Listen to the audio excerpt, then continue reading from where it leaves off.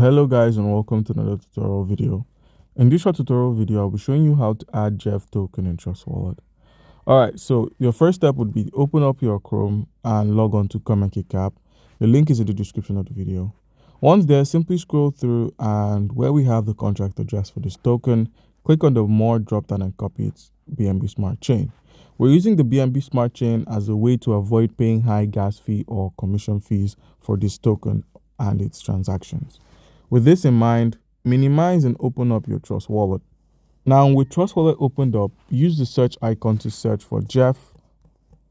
And if you search for the Jefe token and you can't find it on your Trust Wallet, where we have the icon again at the home section at the top right corner of the screen, click on this icon where it says Manage Crypto, click on the plus icon at the top right once more. And where we have network, click on the network and select the BNB Smart Chain. Once you selected the BNB Smart Chain, paste its contract address, the name, symbol, and decimal are shown. Click on Import. And once you selected the import option, you successfully added this token to your wallet. So guys, that's how you can get this done. Comment down below if you have a question and don't forget to like and subscribe. Thank you.